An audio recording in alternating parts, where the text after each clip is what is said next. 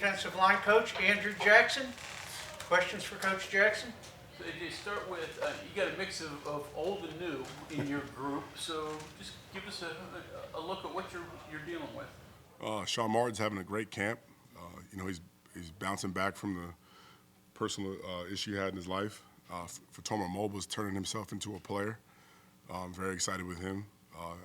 Starting from last year and then him completely taking over the spot in the bowl game and progressing there. Steady Eddie's doing great. We have some new younger pieces that are catching up. Hammond Russell's having a great camp. Corey McIntyre's having a great camp. So we're building, and T.J. Jackson's been a great addition to us. Old guy that's going to bolster the field end position, and he's got some real good position versatility, which you guys know I love. You had a lot of depth last year. You were able to roll 8, 9, sometimes 10, maybe. Mm-hmm. Do you think you're going to have that depth this year? We're working towards it. So I definitely would like to do that again, but obviously guys have to be ready to do it, and the competition to push me to put guys in the game coming from the next wave of guys has to continue to grow, but we're trending in the right direction. You mentioned Hammond. What kind of jumps has he made, and where have you seen him really improve? Oh, off the field, he's taking care of himself much better. He's going to class, doing the right thing, he's eating the right things, he's in great shape, he's in a great mental space. Now the physicality and the athleticism is showing up, and he's just growing every day. He's like a sponge. If I had to grade it, for today, he's having the best camp in my room.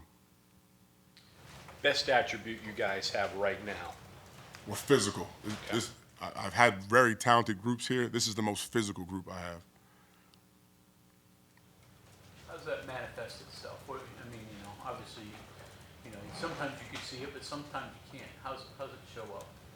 Well, I think, going against Zach Frazier all those years for some of the guys that have been in the room, Doug Nestor, Wyatt Milam, and just those guys spurring competition, and then just pointing out good examples of defensive line play and how physicality can overcome a lot of things on tape. I think those guys have really, truly embraced it, and we've done a great job just building that, as an example on defense in general, just not appearing to be soft and being able to put your hands on people and your shoulder pads on folks too.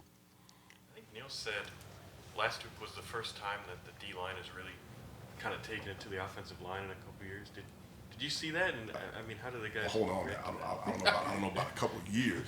But, well, it's been back and forth. Don't get me wrong. Coach Moore and myself we've put a lot of competition and instilled that in our guys. But to say it's been the first time, I just think it was the first time we got them first in camp when it mattered. That's all. I wouldn't say we did anything out of the ordinary there. It's coming back around this next scrimmage. You bet you. But going up against Frazier last year and those guys, that helped you, had to help you. Oh, yeah. Number one, Zach's a technician. I'll start off the field. He does everything the right way. So example-wise, it's there. And then you take it all the way through to how he got off the field that last play when he hurt himself. Like that passion, all that stuff's there. So you don't have to talk about it. You just put it on the laser in practice. Like, you better have your stuff ready. That guy's going to put you in the dirt. We've heard a lot about Corey last year when he was redshirting. He played a couple of plays, but what do you see at him? Where's his growth? So he's athletically, he's got the best feet in my room. Mm-hmm. It's just catching up. So he wasn't able to early enroll. He came in summer. So strength and conditioning has been the biggest piece. He's cardiovascular wise, he's gotten in shape. You can't not get stronger in our program in the weight room. We do a phenomenal job down there. And now he's growing mentally and the game's able to slow down for him, so he's able to play fast. So everything's clicking for him right now. Only a nose. Can he play D tackle? Will he play more D tackle than nose? Where's he going to play? Corey can play all three spots. I haven't decided yet where I'm going to officially put him. We have a couple guys Sonny Red was not practicing right now, so we're going to determine where he plays. But Corey's able to play them all. I think we're probably playing more behind Eddie right now, but he's got some versatility as well. Jackson's not the biggest guy, but motor, right? That's what you see in him. It's what he gives. Absolutely, and he's got tremendous athleticism. He's an older guy too, so he's crafty, he knows the game. So, some of the movement stuff we've done in the past, we could do stuff like that with him, and he's going to be a terror for us. Is he another guy that's multiple positions, maybe? Absolutely, just like he was at Troy. We're going to use him the same ways. How much does it hurt Asani not to be able to go through spring? Well, judging by the way he played in the bowl game in a reserve role and the plays he made towards the end of the season, clicking, you know, you'd like to keep fanning that fire with the technique piece you're missing. He's a very smart kid, so he's excellent in the meeting room. You just like to have that individual development in practice where he's going to miss. But I fully expect for him to bounce back and be able to catch up in the summer. The way the rules are now, we can get him going in the summer again. Elijah and Nate, is it moving fast for them right now? I did early on, but they actually just had their best practice, so I'm really pleased with both of those guys. You know, Kinsler came from a high-level high school program where he was battle tested every week, and Big Nate, he was a national and a high state level wrestler, so he was physically able, but you know the game is fast for those young guys. You talk a little bit about the way Eddie V has progressed from the time he got here pretty raw to now. I mean, he came in, you know, not even really speaking English and not even, you know, able to speak football jargon. Now he's a class clown. He's hip on all the American stuff. He's eating fast food and getting fat like the rest of us. But you know, as a technician, he's grown so much. Just it looks like he's been playing football for about 10 to 12 years now, and he's actually teaching the young guys now. So he's come full circle. He's comfortable in his own skin now. So it's great to see what he can do. Where is Sean in his development? I mean, he's you know, certainly developed over the years. Mm-hmm. Where is he now? What do you ask him to do this spring? Just be a pro, be consistent. You know, it's great to watch like him and Wyatt battle every day, and to see that chess match and those guys. And then it's been a blessing for Coach Moore and myself to walk down the hallways and see Wyatt and Sean watching tape together, discussing football. So, you know, I think if I passed out right now, Sean would be able to take over the coaching side of the room as well. But I think, you know, the consistency piece has showed up since January, and I think he's in the best mental space I've seen him since I've been here. Talking more too. Yeah, he's talking more. I got to tell him to shut up. That's all right.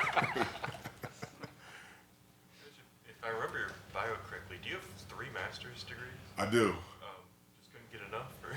Well, so, you know, now with these new rules, I guess you don't really need the GA. But, you know, it took me a little bit to break into football, and I was able to take advantage of my scholarship when I was a player, too, and get a master's degree before I left college. So that's kind of how that happened. But yeah, I'm probably overqualified degree-wise to coach football. But if I somehow end up on the wrong side of this deal, I'll be able to do something, I think. On the personal side, I think I have this right. New baby. New now? baby, yep. Any sleep at night? What's it like coaching in spring practice when you're here a lot, and also with a new baby at home? Well, I have an excellent wife. First off, she does 90% of everything. But no, it's great coming out and coaching. I mean, I got a new energy, a new sense of responsibility. I feel like a completely new person. The greatest blessing I ever had is to have a baby girl, and it's been great. And honestly, seeing where women's sports is right now, and my daughter's not really watching, but you know, having her in front of the TV, watching what's going on in women's basketball has been great. Just, you know, imagining that being my daughter one day and me being that dad from the sidelines. It's been a great new refreshing energy for me and a source of inspiration. Neil's talked about beating one-on-one blocks. I guess that applies to your guys too. What are you doing with them? How are you working on that part of the? Obviously, hand leverage and pad level and all that good stuff with technique. But that's where the physicality comes into play. You know, it's you versus another person. You know, they might have just as good technique, might be just as athletic, just as strong, but the physicality and then the mindset piece comes into getting off the block, like having to want it more than the other person. And that's, you know, going against Zach Frazier every day. He wanted it more than everybody all the time. So it was hard to make plays versus him, right? So you try to match that every day. You seeing any development there? Oh, yeah, 100%. 100%. I think we hit a lot of individuals. Any others that we didn't ask you about you'd like to mention? Young guy that had an injury last year, Zach Keats, coming along. Derek Burlitz is a walk-on kid coming along, doing a great job. You know, we've been steady across the board. Tomer Mobile's been steady, him and Russell. You know, and then again, we missed Asani, but we've had, you know, some guys flash through this camp. It's been good. You've been here for a few years now. I mean, do you feel like you're starting to get this room where you want it from a developmental standpoint? You know, you got guys that are coming up and playing their role after a few years of the program? Absolutely. It's good to have young freshmen you feel good about and guys in every class. You know, having been able to recruit these guys, I feel like nothing wrong with the guys that I inherited. I've had some great players, but I feel like going through the recruiting process with most of these guys, they know me for a number of years. It's easier for those guys to take coaching. There's a relationship there. And, you know, there's the more conversation on the front end before things go wrong, whether I'm losing my mind or they're having a bad day. We kind of communicate better, so there's more understanding for sure. When you're recruiting, what is it that you look for? Is there, I mean, start with body style. I mean, do you like length, or what do you like? The first thing I usually do is I like guys to be bigger than me. I like guys to look down at me and are just at least just as wide-shouldered as I am.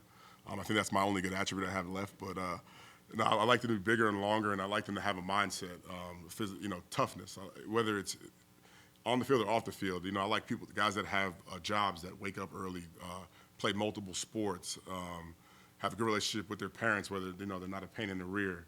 When I walk into school and people are saying good things about them, I like all those type of things. On top of obviously being a good football player. Yeah. The two true freshmen, correct me if I'm wrong, they just seem bigger than recent vintage true freshmen that run through. I don't know if that's on purpose or if that's a coincidence, but It's on purpose. I'm looking for a bigger profile player as we move forward.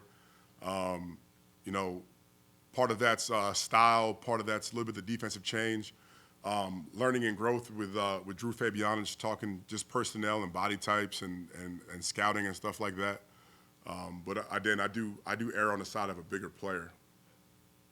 I don't know if it seems like college football now just makes sense to play true freshman more because of the portal. That's always a bit risky on the defensive line, but what type of advantages, not those two, but someone who's bigger and more physically prepared this day and age to get on the field and actually contribute earlier? Yeah, I mean, you know, it gets physical, especially in between the tackles. So you don't want to get anybody hurt. But guys that are more weight lifted out of high school, it's easier for them to catch up. And then, obviously, you know, with them being able to early enroll and the amount of time we're able to spend in the summer, it's not necessarily a problem like it was when I was coming up through college football.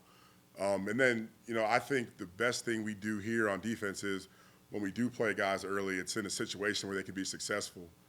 So if the ball's on the minus side of the field where you might give up a first down, not a touchdown, a good time to get some guys some touches.